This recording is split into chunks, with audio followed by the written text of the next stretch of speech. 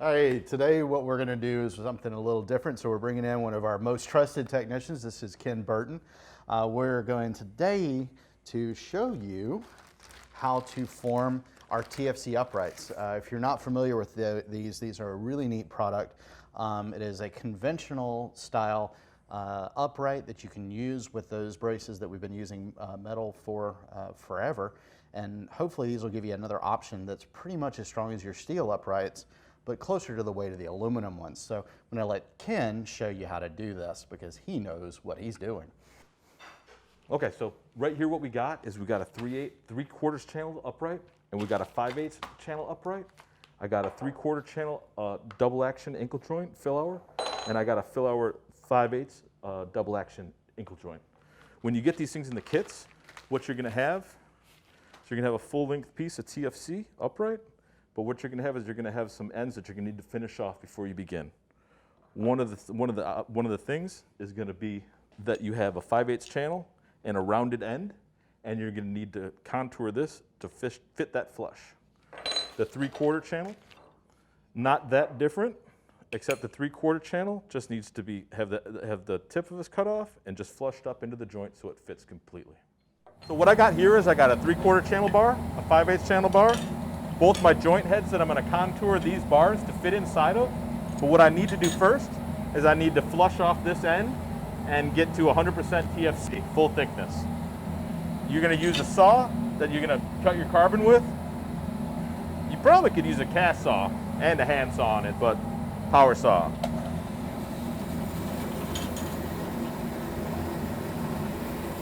Safety first.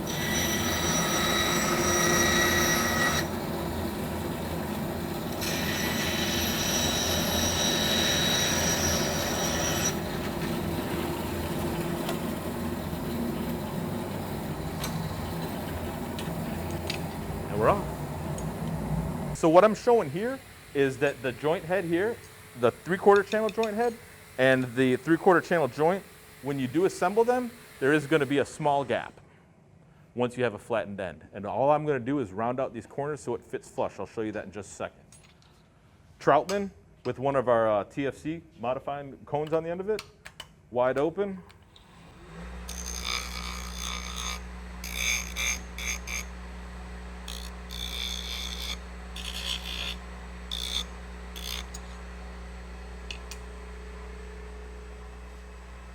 And there you go, flush.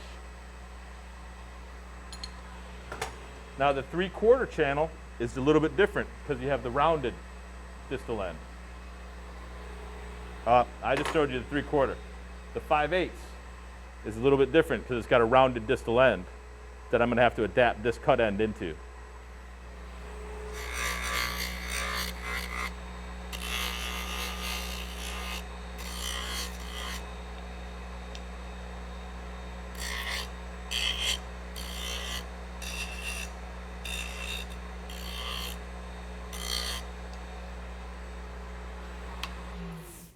There you go. What I'm going to do here is I'm going to drill the body size holes for the external screws that are going to hold the attachment plates onto the joint head during the vacuum forming process of this. So all I need to do is use a dummy joint head, mark some holes where my patterns are going to be, and then continue the body size hole through the TFC for the dummy bracket. So I have a corresponding bit that jives up with the body size hole for a 832.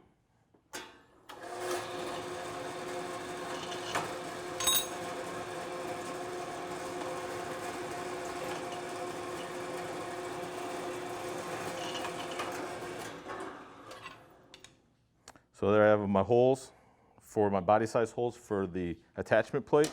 And I'm going to repeat the process for the 5/8 channel bar. But it's going to be a smaller screw, and we're going to be using an 832. I'm sorry, I said 832 for the 3/4. I meant 1032.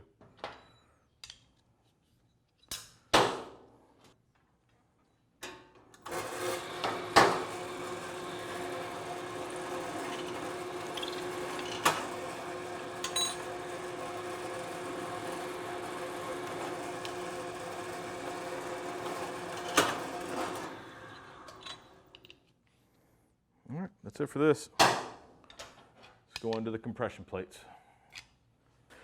Here we are. Now I have a 3/4 joint head, the 5/8 joint heads, the two body size drilled out 3/4 and 5/8 uprights. I got the screws that I'm going to attach my compression plate to for both of them, and I have corresponding wrenches. So no problem. Compression plate has a beveled edge. That beveled edge is always going to go against the TFC and proximal to the joint. So this beveled edge always against the TFC and proximal to the joint. That's just how it's going to be. These screws here, during the heating process, I've noticed will draw, when you go to compress these in, will draw a little bit of TFC with them into the threads. And when it cools down, it becomes pretty tight. So what I've done to offset that is I have sprayed a very small amount of spray silicone onto the threads of the screw. So to keep that TFC from trapping itself in the threads, it'll allow it to back up easier. When we remove these from the heating process, we might run into a little squeak, and I can show you why I've done the silicone. It would prevent that. These screws are not going to be reused a second time. And you don't need a lot protruding out the back side. That's about right there. Maybe an 1/8. You don't need any more. And then it's the same process for the 5/8 channel. You have a separate 5/8 channel compression plate, which is different than the 3/4 channel. It matches up with the 5/8 channel. It's designed to be used with the Fillauer joint, and the hole pattern matches up.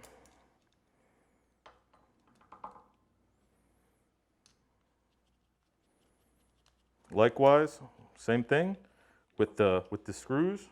Just a little bit of you could probably use mold release, but I've always just stuck with some silicone. Sam, you got a can? Here you go. That's what I've used. Works good. Once again, likewise with the 3/4 channel joint, you're going to want to have the beveled edge against the TFC and proximal to the joint. So there you go.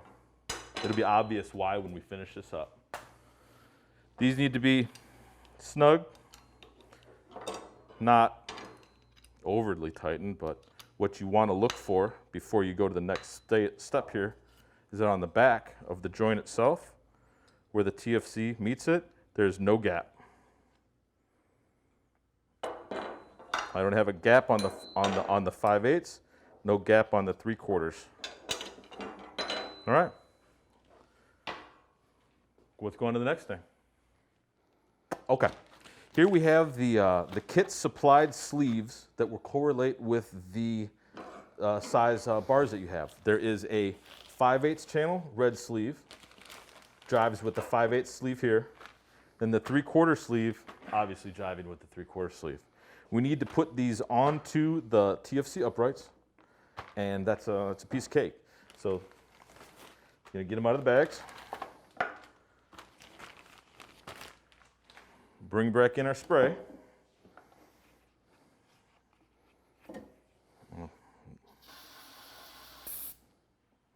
Sometimes you have that. A little bit in there, fold it over so it doesn't run right out the back end.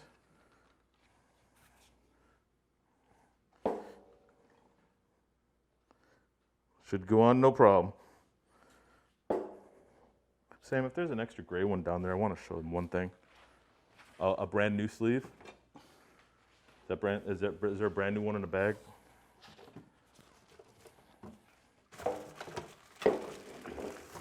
Or a red one, either or. Perfect. Okay. I want to show you something here. Is if you're doing if you're just doing a unilateral, you might not have a second sleeve to compare to. But if you do have a second sleeve to compare to, as you can see as I'm putting these sleeves on, I'm putting some pressure on these things. Not a lot, but what I think of is that sometimes you're going to end up forcing it on there a little bit more than you want to, and you end up storing a whole bunch of energy in it, like this. I mean, of course, you won't have that. That's exaggerated. But you can have one on there that looks just fine, but is actually compressed. Now, when you put this in the heat, this is going to want to move, and the last thing you want is any of that TFC to draw out of the joint head.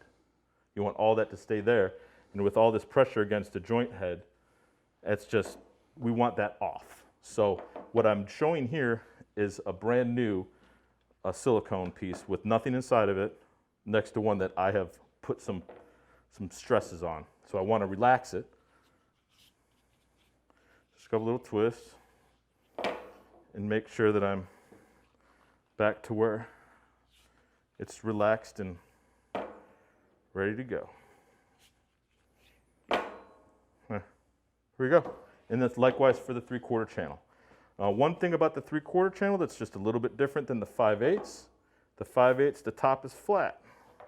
The 3/4, the top has a small rounded edge on it. Now I want this to be as close as possible to there without putting pressure on it. Now to do that, I'm going to take a little notch of silicone out of the front end here, just so I can get this right on top.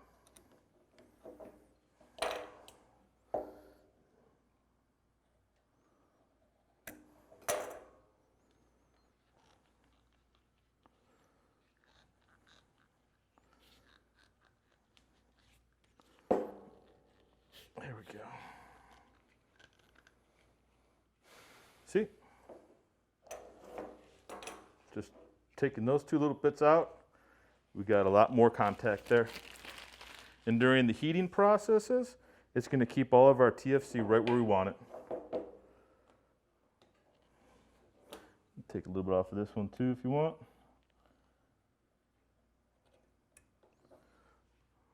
These silicone sleeves are reusable. If you're going to do multiple jobs, you might want to keep one or two lying around. And that's it. Sleeves on the TFC. Let's go on to the next thing. Okay, what you're going to start off with before all of the rest of that is you're going to be your patient's tracing. You're going to correct it how you normally would for a metal AFO. There's going to be no difference. You're going to have your calf band. You're going to have your stirrup. You're going to have all your corrections built into it that you want, and your uprights. Now, there is a little bit to this that I'm going to try and explain. So your joint head and your calf band, the line that your TFC will follow, you need to draw from the inside of the calf band to the inside of your joint head. That's very important. The significance of that is that the inside of the joint head is 1/8 thick. The thickness of your calf band is 1/8 thick. The thickness of the sleeve is 1/8 thick. So when I place this on there, on the inside of the joint, that 1/8 is this 1/8. So it's just saving a little bit of space and retaining accuracy. Okay. So now that you have your tracing, this one's already corrected. We see our patient in the middle. We see the lines that I've decided that I want to contour to, where our joint heads are. And if I was using a stirrup, I have my shoe line and full floor heel line. Okay. Next thing we need to do is we need to use a piece of foam that's going to be supplied in the kit. This is what you're going to build off of, is going to be a block of foam. The next step is going to be to transfer your tracing to this block of foam, which can easily be done with spray glue, a little bit on your foam there. You take your tracing and you glue it to it.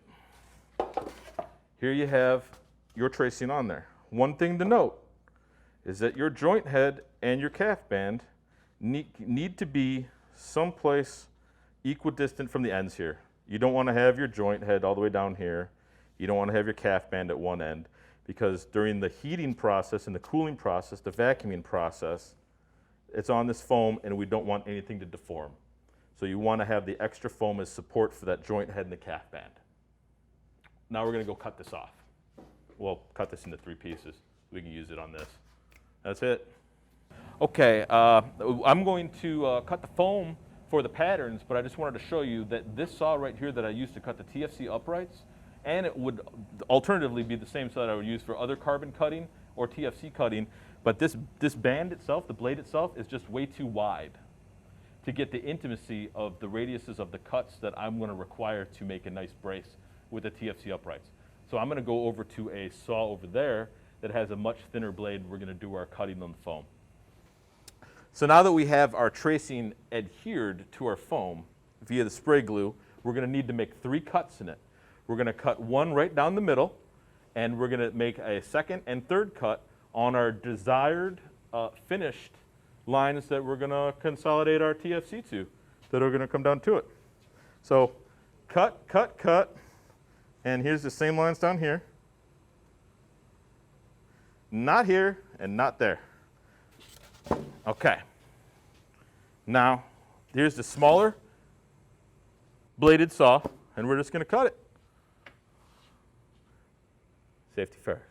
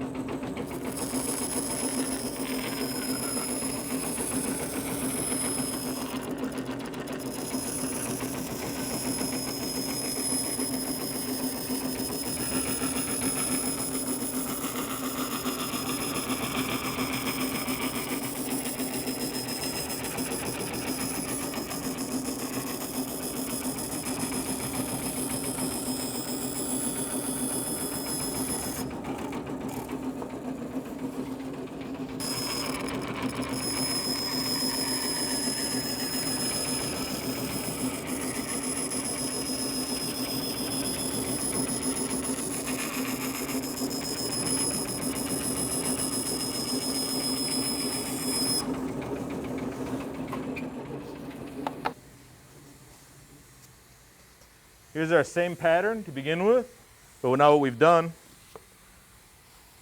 is we've made ourselves 2 molds with our trim lines that we can go and work off of. There we go.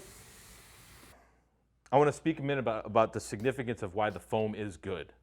The foam is good because you are going to be as square as your tracing is done, and you're going to be as square as you are as your saw is true as far as the deck and the blade itself.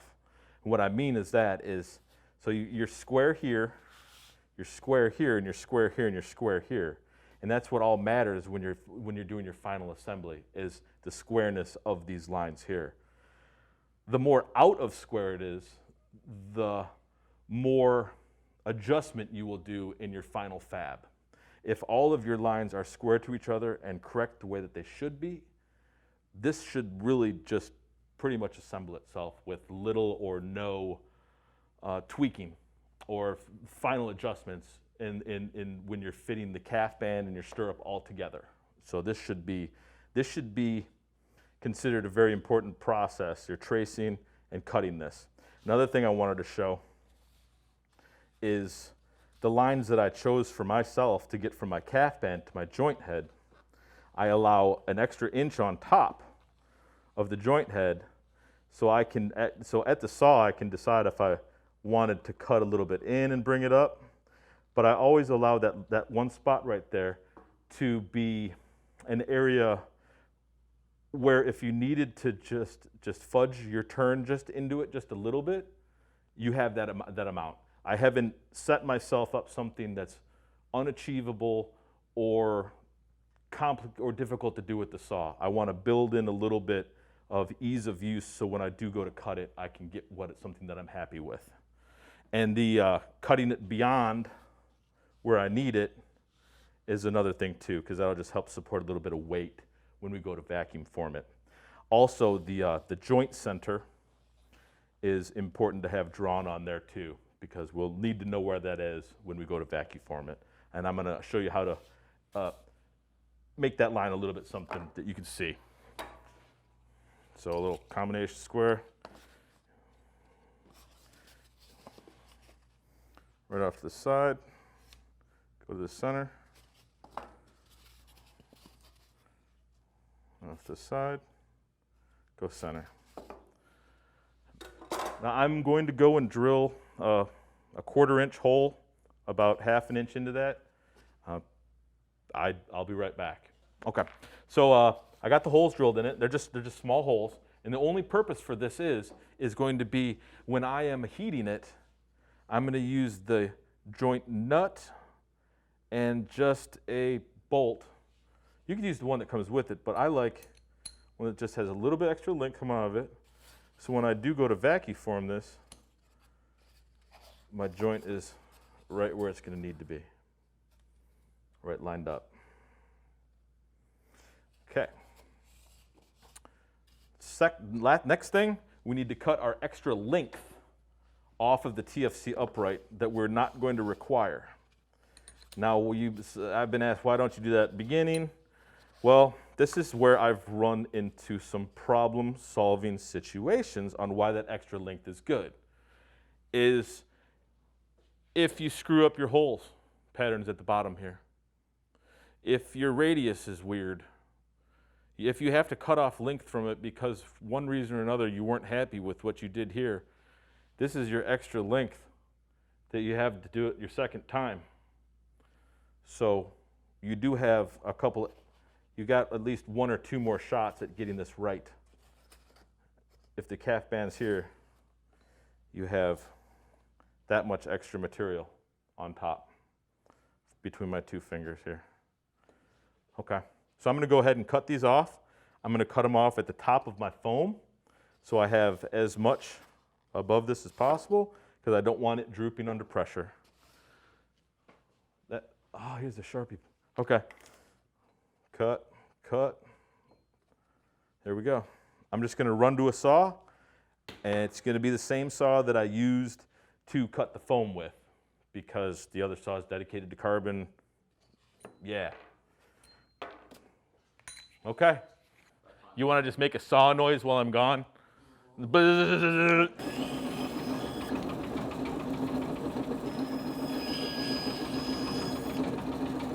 Okay, I am going to save this extra foam just in case I had a situation where they were extra long, or if I did need to go back and recut.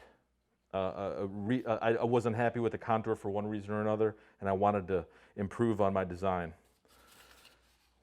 Okay, so I'll save these, put these off to the side, but they're not necessary for anything right now. Now here is a dual bladder vacuum system that I'm going to be working with, and my setup for it is basically I have a piece of foam with some holes drilled in it with a stockinette on it that goes over the center hole, and that was going to deliver vacuum to my job. Now I could lay some wicks down, you can if you want. These are going to go in the oven at 450 for 5 minutes, and then with a gloved hand I'm going to remove them. And individually, I'm going to tighten these screws. Now I'm going to tighten the screw that's closest to the top screw. And the idea that I have behind that is that as I'm tightening this, it's going to be shoving that TFC forward. So I'm going to tighten this one a little bit, tighten this one a little bit, tighten this one a little bit, and tighten this one a little bit until I've compressed this and filled out my joint completely. So it's going to be 5 minutes in the oven. We're going to do them both at the same time. We're going to vacuum form them at the same time, and I'll be back.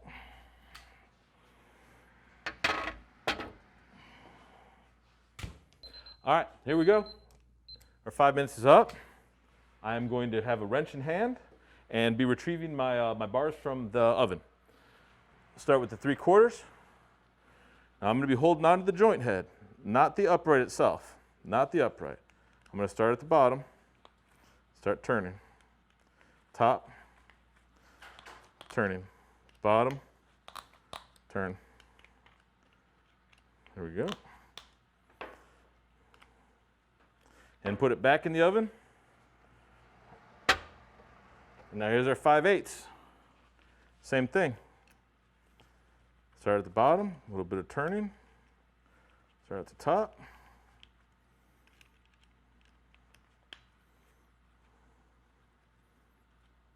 Start at the bottom. Start at the top. I'm holding on to the joint head because I don't want this to be pulled out or distorted in any way. Back in the oven, just a sec.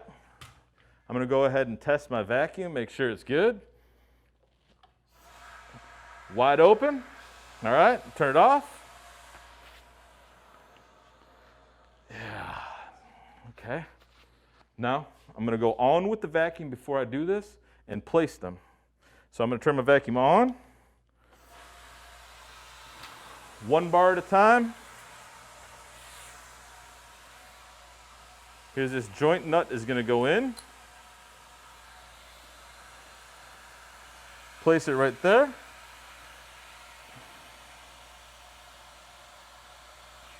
There's one ready to go. Grab the 5/8. Place that in there.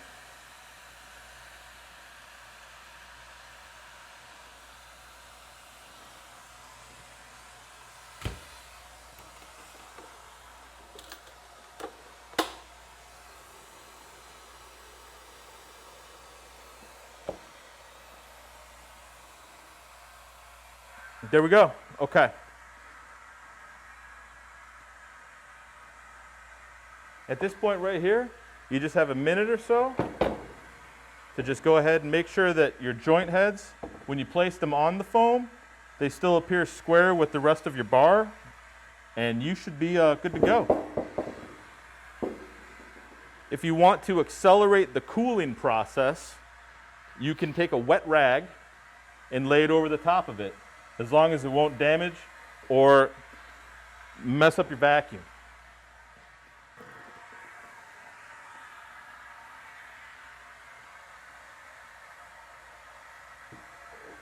Just right over the tops of both of them, help it cool down. You can bring a fan in.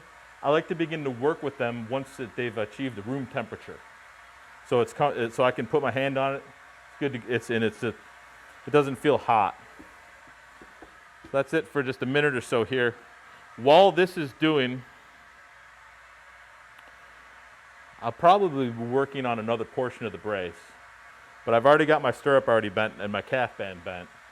So I can start to get some of the other stuff together. I'm going to go ahead and cut my vacuum off at the source and remove this this towel that I've been using to cool it down a little bit faster. All right. We're going to go with our 3/4 channel. See what we did about filling it out. Now removing the screws, it makes no difference. Top, bottom. Yeah.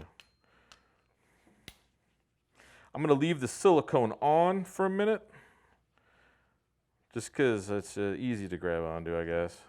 It's not in my way. Plus, I want to see how our joint head turned out here.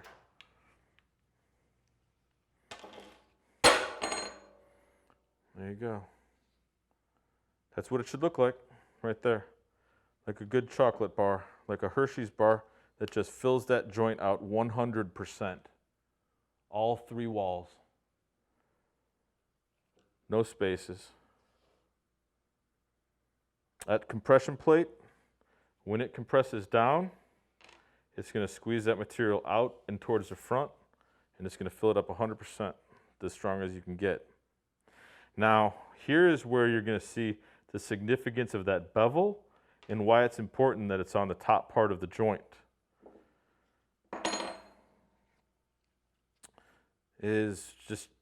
That's why. I mean, it just adds a transition that's a little bit slower and radiused, so it's not a straight line across it, and it has a little bit of roundness to it, so it gets a little bit of strength out of there.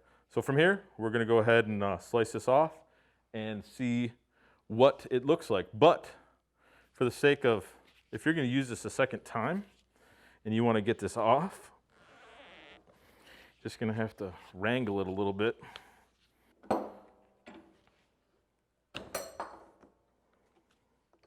I don't want to crush this joint head. This is Sam's desk. There we go. Okay. And the finish on the front is good. That's what we're looking for. Now what we need to do is we need to attach this to our joint head. Okay. It would be a similar process for the 5/8. I don't think I need to show it to you. It's removing the screws, the compression plate, and the silicone, and then going on to countersink these holes for the finished screws. So let's go ahead and take a look at that. So straight from there, I'm going to come over and countersink for the screw that I'm going to use, which is going to be it's a 1032 screw. That's going to match up with my double action ankle joint, but I do need to countersink these outside screws, these outside body size holes. What you might see is you might see a little bit of the TFC coming out like that, kind of blooming up a little bit, and we can take care of that. That's because there's going to be some heat happening in between here and here, and these fibers really need to be cut. So I'll show you how to clean that up.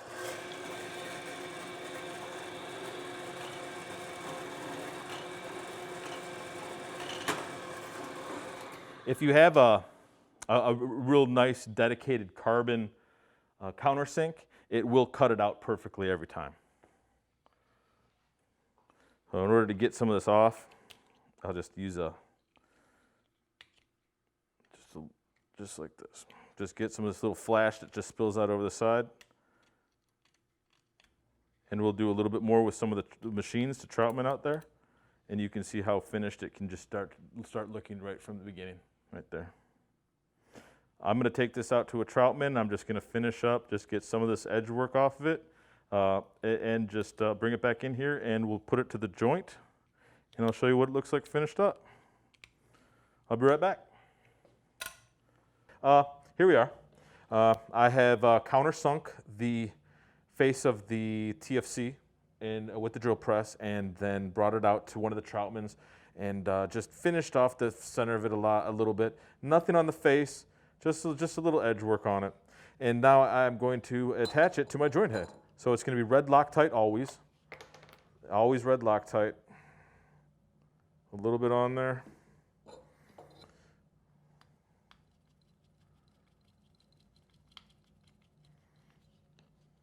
There you go. Last thing to do is take it out and just finish off some of these, finish off the exposed threads of the screws that are holding the joint head on. And there you have it. Now here you got the a finished 5/8 channel in the 5/8 double action joint, and we're using some of the black screws to attach it just for a finish. This particular patient wished to have something that was a little bit darker, so we went with a TFC calf band also, and just a black pad. It's just something that they wanted, so that they felt that they would wear it more often if they had something that matched their personality a little bit. And then here is just the 3/8 with the silver screws in it. And there you have it. Thank you, Ken. Thanks, Adam. What I wanted to talk about real quick and ask you a couple of questions. So as a clinician, there's a couple of things I really like about this stuff. So when I was in practice and we would get patients back in, and a lot of times if they had, aluminum or a stainless steel upright, what we would find is that they'd come in and they'd get knocked out of square. The nice thing with this stuff is you really just can't knock this out of square unless you bend the cuff or you bend the stirrup down at the bottom. So the real question is though, okay, what happens if I fabricated it and my joints aren't quite square? What can I do with this stuff? Well, if your joints aren't quite square, you need to square your joints. You need to square your joints. And then once your joints are square, if you had fabricated your brace out of square, or if your patient had come in with a brace that they had earned an out of square, area. A cuff or a stirrup or something. What we need to do first is we're going to need to remove the stirrup and check the stirrup for square. Okay. So if the stirrup is square, then we're going to look at our calf band. We can check to see if our calf band is square, and just like we normally would. And then we're going to need to figure out where your brace is out of square at. This brace is square right now, but if it wasn't square, one of these would be to one side or the other. Now you don't know which side is actually out of square until you lay it up against the tracing that you made the brace from. So when you lay it up on your tracing, and you can see where your joint was supposed to be and where your joint actually is, that's the side that you're going to need to be working on. So with the square stirrup and the square calf band, what you need to do is heat the side that's out of square gently and slowly, and it will auto square. It will square to itself. This bar will move to square to align itself with these joints. The square stirrup, square calf band, it will work. Now if it's extremely out of square, what you're going to need to do is you're going to need to remove the joint from it, replace your silicone sleeve. So don't throw these away. Yeah, don't throw these away, or keep an extra one lying around just for this situation. Put that sleeve up on it and heat it up. And once you heat it up with the heat gun, a master's heat gun, Steinel, I say that right? You can just add a little bit of heat to it and it will square itself.